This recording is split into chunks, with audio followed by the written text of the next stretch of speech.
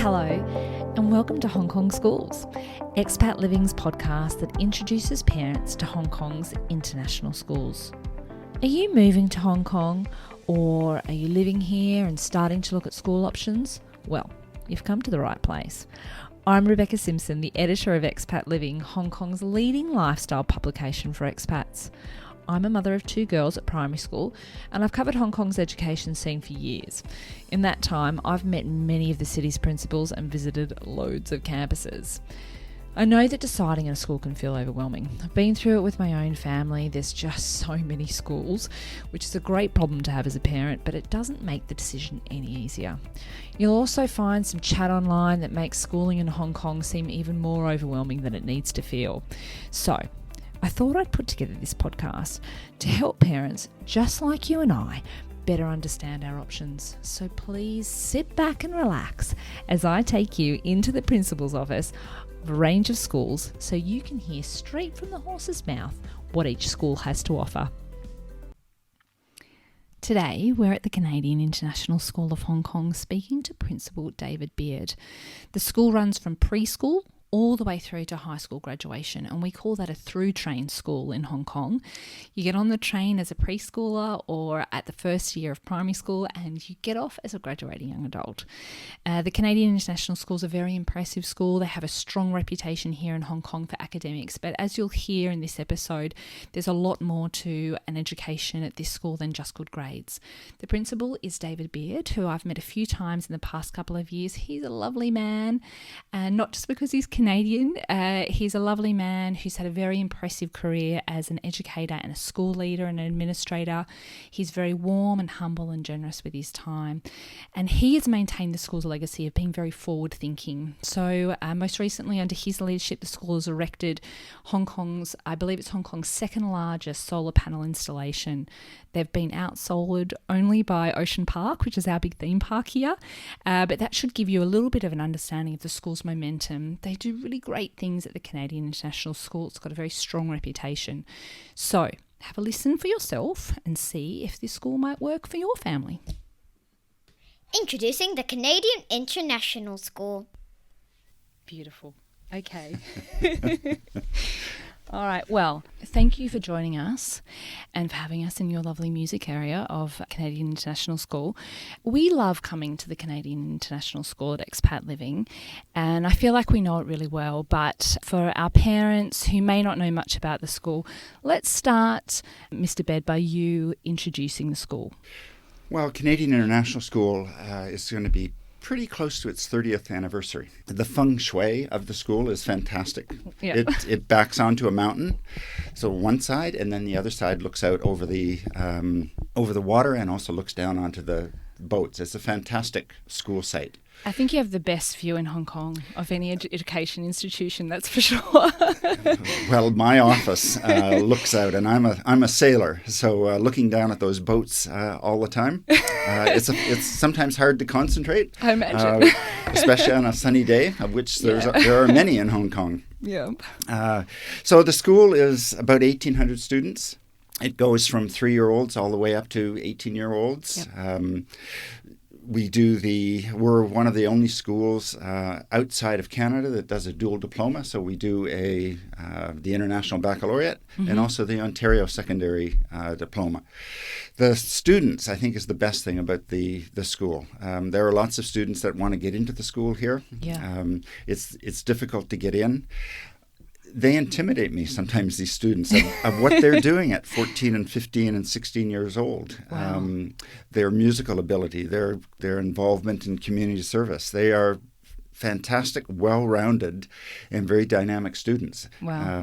The teachers also, they feed off the students. I mean, it's a pleasure to be in the school and create that atmosphere with teachers and students working together. They accomplish a lot. It's amazing. Your school's really impressive. I know that if you're online looking at your school, one way that your school's often described is one of the top academic schools in Hong Kong as well. Can you talk a little bit about what that means exactly and why your school is so well regarded as far as academics goes? schools always like to compare their academic averages, especially the International Baccalaureate. One of the things that I love about the school is that the students, at the end of grade 10, when they're going into the IB, some schools will only allow certain students at a certain average to be able to take the IB. Oh, wow. If any student wants to try the IB, they do it. So we have some years there's 100% of students doing the International Baccalaureate, and some years it's about 98 or 99. And the reason that it may be 98, 99 instead of the full 100% is that some of the students here are on, say, sport Hong Kong national teams. Oh, wow. And their level of commitment and practicing that they have to do per week to stay on the national team, whether it's hockey or tennis, they find that plus the International Baccalaureate very difficult to handle. Yeah. Because they're practicing 20 hours a week plus doing this highly regarded academic program. Yeah. So the fact that 100% of our students want to do the IB, I think speaks to the academic level of the students here. Yeah. But that's not the main thing. We measure success for a student, not by how many Ivy League acceptances or Oxford acceptances, but are the students well-rounded? And they are. The students, they get acceptances at many of the top 100 universities around the world. But we really stress balance in our students, and they achieve it. It's quite remarkable. It's incredible. Let's clarify a little bit about curriculum, because we have parents who might be sitting outside of Hong Kong, and I know the IB is a really common term for us here. You're an IB World School, and you also offer the Ontario Secondary School Diploma as well. But let's start with the IB. Can you tell me, what is the IB and what makes it such a great curriculum that students aspire to do it? So the International Baccalaureate program has been around well over 40 years. It started basically from people that were in the diplomatic corps, and they found that applying back to their universities, if they went to local high schools, that many of the universities didn't really know, for example, a high school in Nairobi. How do you compare? Or a high school in London.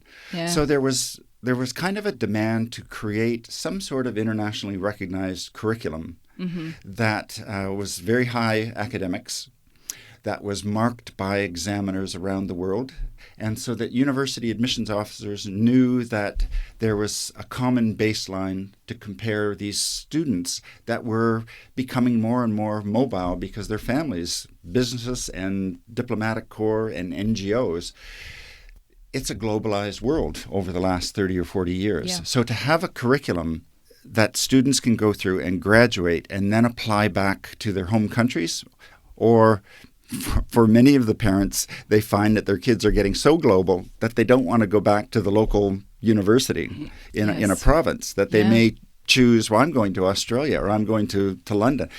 Start saving. Start saving. Depends where you are. So that's where it started. And it's just grown. It's the fastest growing program around the world. And the level of credibility that it's got, because there's not grade inflation and because there's a set of examinations in grade 12 that cover 2 years of work. But it's also more than that. You have your typical subjects, but you also are exposing students to, say, theory of knowledge. And you're also, part of the program is students have to write a 4,000 to 5,000 word research essay. And some of those research essays that have been done, students can use them, obviously adding on more in-depth research in master's programs. And I think university admissions people are just amazed at the level of scholarship that's capable when somebody is passionate about what they're doing at 16 or 17 years old. So that's one program. That's the diploma. The middle years program takes students from, depending on where you are, sometimes it starts in grade 6, sometimes it starts in grade 5. Okay. So it's a 5-year program. And then you have a primary years program that goes from 3-year-olds up to grade 5 or grade 6. Just to clarify, you do the IB all the way through? All the way through. Okay. For those of us who aren't Canadian, can you explain what is the Ontario Secondary School Diploma and what makes it so great that kids here can do IB and that at the same time? The Ontario program has been in existence for 50 or 60 years. It's academic. Mm-hmm. It is well regarded by universities around the world. You know, the Ontario and the British Columbia program mm-hmm. for offshore schools wanting a Canadian touchstone back into Canada. Mm-hmm. Sometimes those schools will choose either British Columbia or Ontario. And one of the advantages of a dual diploma for students that are applying to university in their grade 12 year. Yeah. So they start the IB diploma in grade 11. Okay. And then they finish in grade 12. So it's a 2-year program. University admissions officers want some sort of a track record. Mm-hmm. And so with the IB, if you start in grade 11 and you're only doing the IB, sometimes you have to wait a year, those university admissions officers, to how is that student doing in comparison to other students around the world. Mm-hmm. But when you add on an Ontario program, which starts in grade 9, you start having a credit-based system. What that means for a university admissions person is they don't have to wait till grade 11 or the beginning of grade 12 for predicted grades in the IB diploma. Okay. They have this track record that goes back to grade 9. So if a student, for example, mathematics and science in grade 9 and they're scoring 95% or 96% in grade 9, then they get to grade 10, 95, 96, 97%. They get to grade 11. When those documents arrive on a university admissions officer's desk, they start looking at, well, here's a student. Not only are they doing the IB, which we know very well, but we have this track record that starts in grade 9. So what we start seeing is many students are getting advanced acceptance. Wow. Not waiting for the IB. It's particularly well regarded in British universities. They know the Ontario program. So the number of our students who start getting acceptances in December and January, well before anyone else, wow. It's because of here is a record. It's like, say, a Formula One race. Where do you start? It depends on your track record. Or seeding, for example. Somebody's going to do the 100. Do you just mix your top athletes with anybody that's entering a 100-meter dash? No, you go on past records. Mm-hmm. Same with university students. You go back to grade 9. Mm-hmm. You know how they've done over 3 years, plus you have predicted grades for the IB. I'm going to put an offer out to this student right now. Wow. And that's what happens. Gee, that's a nice peace of mind for parents too, to just take the stress off that last year of school as well. It's pretty amazing. All right, let's talk a bit about languages. You've got an amazing Mandarin program here and a big Mandarin centre. You know, you've got a really impressive Chinese offering that caters for kids who are native Chinese speakers all the way through to those that are Newlanders here in Hong Kong. Can you talk a little bit about how the school caters to both those extreme ends of Chinese learning, because there's a very big difference between those two students. and there's both parents out there who are looking for a really robust Chinese learning experience because they're speaking Chinese at home. And then there's also families like mine where my children speak Mandarin. They conspire against me in Chinese at home because they've started off in school here. Yeah, tell me about your Chinese program here. We're very proud of the Chinese program here. I mean, the director, Penny Pan, just does, over the last number of years, how she's pulled together teachers from everywhere and developed an incredible Chinese program. They've written their own ebooks that there are publishers in Beijing that want to get a hold of. Oh, wow. Yeah, so it gets into intellectual property rights, and we're just not quite ready to release them. But there's been a lot of work done on these ebook learning for Mandarin instruction. Languages are the most complicated of all the subjects because of the wide range of ability. We have over 30 Mandarin language. That's how we do it. We don't skimp on the teachers. 30 tiers? 30 teachers. 30 teachers. Oh, 30 teachers. And many different levels. Yeah. When I'm doing school tours and people want to know how do you do the language program, I have to get out almost a little schematic and show them because it's so complicated, and kids can move different levels within the year. Yeah. And you have no idea with language acquisition how a student is going to take to it. We have a number of parents that do outside tutoring because they just want to get their students' language ability up almost fluency in Mandarin instruction. It's difficult. We do it. I wish I was more of a language teacher to be able to explain it. But I've always known that about languages, whether you're doing Spanish or whether you're doing French. It's no good in language putting 25 kids in a class. Kids have to dialogue. They have to write. They have to speak. Yeah. So it's very hard to do that with 25 people. So some of our language classes, when we get up into Spanish, for example, there might be 3 or 4 students there. Wow. Mandarin, some of the younger grades at, say, grade 4, grade 5, there can be 14 students in there. Yes. Very small class sizes compared to other schools, that's for sure.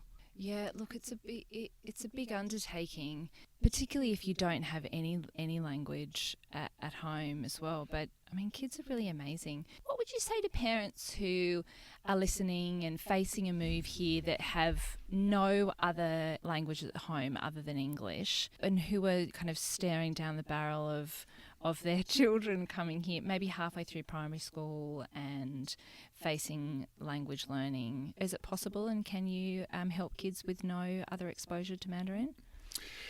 Yes, we have.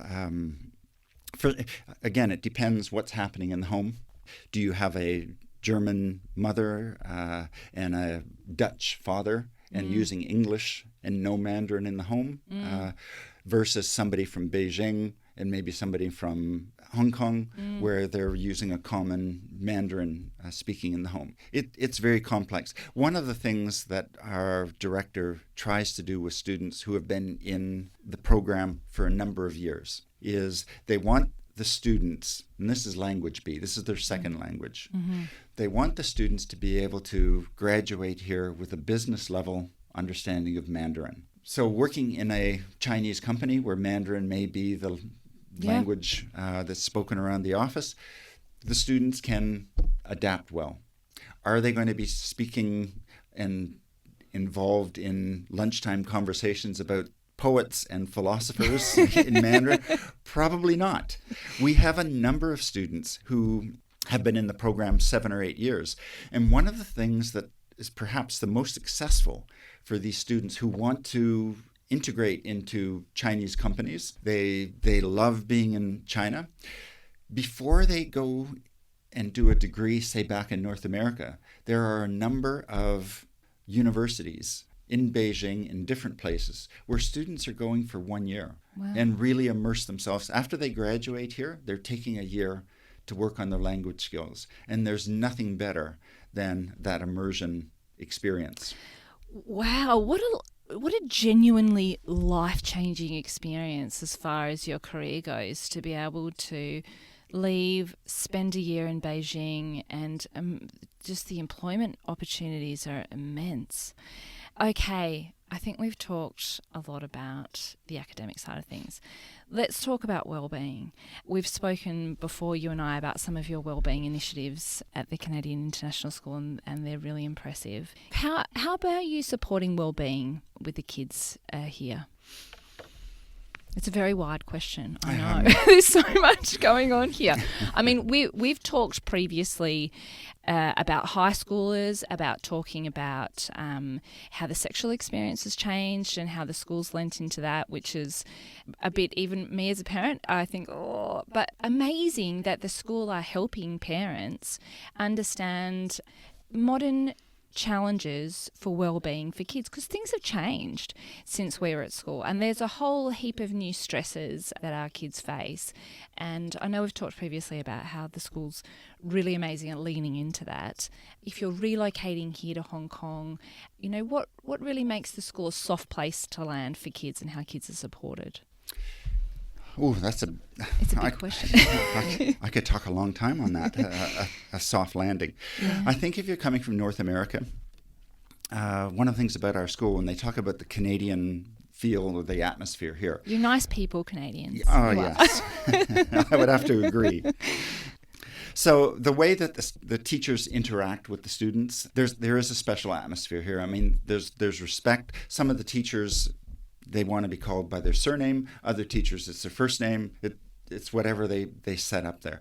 But the teaching style, the ability for the teachers want to hear the opinions of students. And for some students that come from maybe more traditional systems, being asked for their opinion is something that hasn't happened for some of them. It can take a little while for them to adapt to that, especially in a traditional, say if you're coming from a Hong Kong public school, where you might have 35 or 40 students in that class, and then to get into a class of, say, 14 in a history class, for example, to be able to be called on to offer your opinion is something that's a little bit unnerving for the first couple of months. Of course. But very quickly, the students, they adapt to that and they like it. They like being valued for their opinion. Yeah. Well-being, definitely. I've been in education for 30 years. I've said this for about the last 10, 15 years. The number of students that are displaying anxiety, symptoms of anxiety, is something you didn't find 25 years ago. Yeah. I think the competitive nature of the marketplace and getting into university is something that's just been ramped up so much than it was 15 or 20 years ago. Social media, the ability to get on social media and curate your life and take your satisfaction from how many likes you get. I mean, we didn't have that 25 years ago, but that's what students are doing. So we have well-being programs in the lower school. We have about 20 teachers that are trained in certain techniques for well-being. You start getting into middle school and high school, we have 8 counselors here. We have a single counselor dedicated to well-being, and we have a school psychologist. So we have a tremendous support system in our guidance program. Yeah. Some schools set their guidance programs up where you only have university counselors and you only have pastoral counselors, and the two of them don't meet. The Canadian way is the counselors do both. They do both university admissions and they're also doing the well-being. So it's kind of unique. Those counselors who are meeting with students know they get to know them very well. They know when to put the gas pedal to the floor and when to back off a bit. Whereas if you're solely interested in, I must get my student into the top university, sometimes you're not fully aware of where that student has come from or some of the stresses. Yeah. So it's a model that we're very proud of here. When students start the IB, we take all the grade 11 students away for a couple of days, and they have a retreat. And there are people that are brought in that talk about how to keep balance in your life, how to structure time. I mean, it's very expensive to do. We go off up to the Gold Coast. Wow, so they go away for a few days. They go away for a few days. The other thing is, again, as part of the Canadian feel to the school here, yes, it's important for students to help the students to get their dream. And if that's getting into Harvard, we're going to help them get there. But we don't measure our success by, we've got 7 Ivy League acceptances this year. The fact that 100% of students, 98 to 100% enter the IB, that's one of our success. If people think the IB is the most challenging and the most elitist of all courses out there, it's not. When you can have 100% of people try the IB and pass the IB, it's not elitist. It's just such a broad program. Yes, it is academic, but there are other aspects to it. And balance is something that's very, very important for the core of the CDNS ethos here. Yeah. Being involved in community service, being involved in sport. When we go and compete around Southeast Asia with CSAC, I'm very proud when we get sportsmanship awards. To me, yes, it's nice to be able to win your division, but the fact that other schools represent or voted on some of our teams as being the most sportsman-like is really important. It's not coming second place. It's we're recognized for that Canadian niceness. Yeah. I think it's really important. Yeah, well, it's really important to create students and humans that are respected by their peers in a competitive environment like that. I mean, that's the ultimate endorsement, really, of the type of students that you're creating here as well. You touched a bit on sport there. What are you famous for as far as sports goes and extracurricular activities? Oh, yes. We've got, we probably have about 70, I think over 70 different clubs that are on offer. Many different sports. We compete locally in a Hong Kong sports league, but we also compete in what's known as CSAC. And CSAC is both sport and arts programming. Oh, wow. Yeah. So how do you compete in arts? There's not so much, I think it's just a chance for students from other schools to come together and share a 2 or 3 day experience, say in drama workshop with CSAC. Yeah, okay. So there's various people that are come in, and it's just getting students from different schools together, I think is really, really important. So what are we known for? We do very well in football. Or for those of you that are out there in North America, soccer. We do or Australia. Or Australia. We don't have a cricket team. For you those, don't? No. Unbelievable. Getting the venues. Australians be warned. Can't be warned. But we're very good at rugby and football and tennis. Oh, wow. We're well known in that. We have 7-a-side rugby, and we're getting very well known for our women's rugby teams.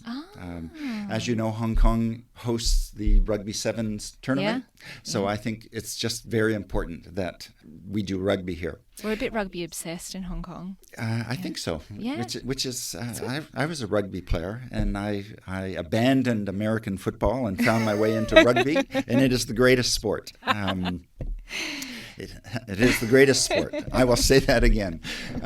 It is the teamwork that's involved, and the thing about rugby is getting together with the other team after the game is over. Yeah. You don't find that in hockey, for example, in a social afterwards, or American football, but in rugby, certainly. Getting together. And when the Rugby Sevens come here, we have the Canadian team. So we're a sponsor of the Canadian team, along with other Canadian companies here in Hong Kong.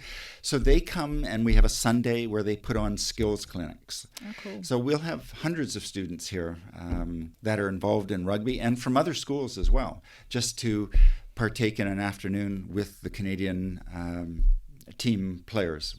And so rugby, tennis, swimming. We have got a very great Irish swimming coach who's just in 2 years turned the program totally around. Wow. And the number of people that are joining the swim team,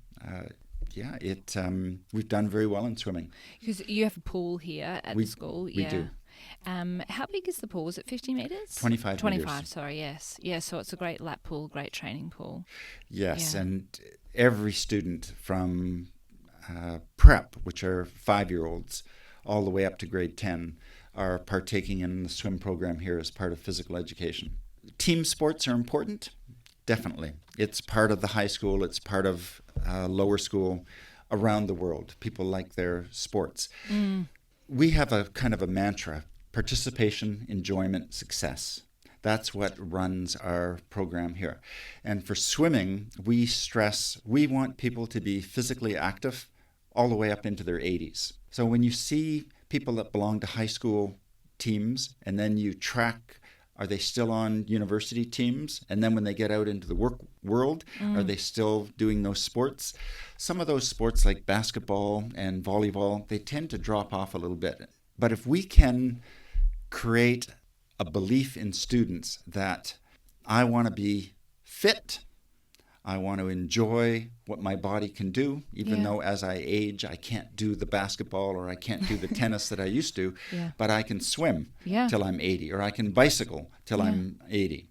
So participation, enjoyment, success is what runs our program here. That's a great mantra, particularly as our lives are expected to get longer and longer as well. And it's so important, all of that movement.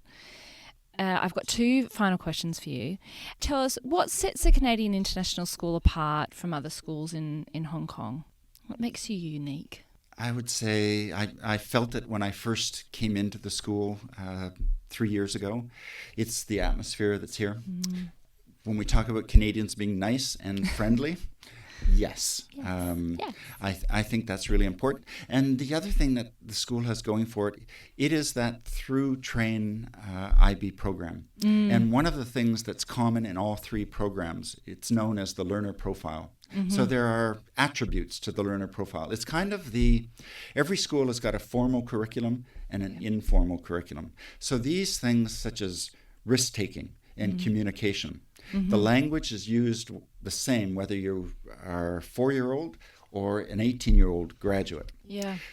Parents talk about our students, how comfortable they are talking to adults, how comfortable they are getting up on the stage, how comfortable they are being communicators, communicating ideas, communicating what their thoughts are, whether it's speaking to 500 people in the auditorium or speaking in a group. Our students, we value that they're able to be reasoned individuals with core beliefs in fairness. When we talk about a Canadian value, fairness, I think, permeates the school as well.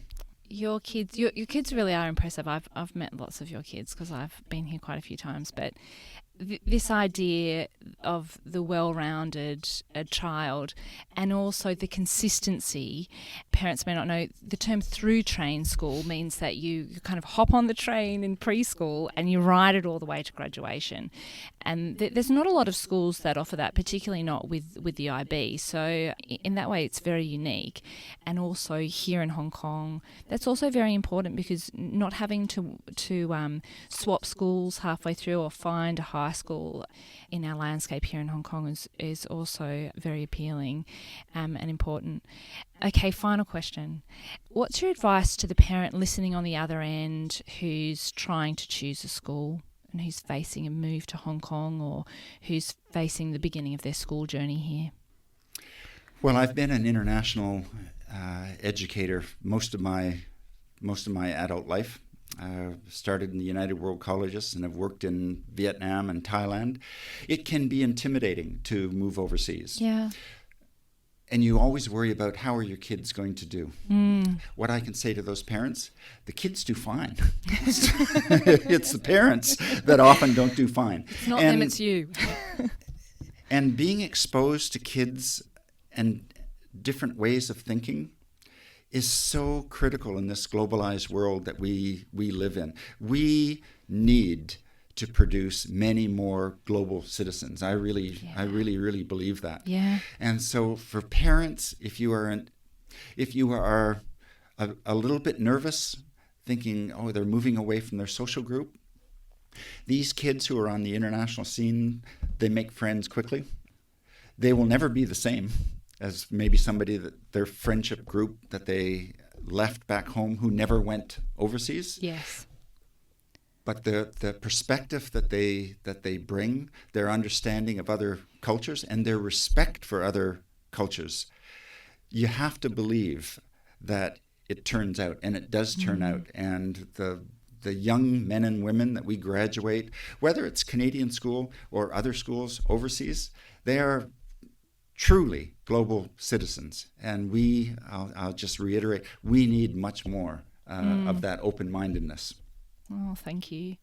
Thank you very much for your time. And thank you for everything that you've done to create great global citizens. It's quite a legacy. And like you say, it's really important that we create more students that are like that, more students that are open-minded and who understand other cultures, who make great friends, who speak other languages, who are genuinely interested, who are great sports, and they're all pumping out of this school. So thank you very much for sharing your story. Thank you very much.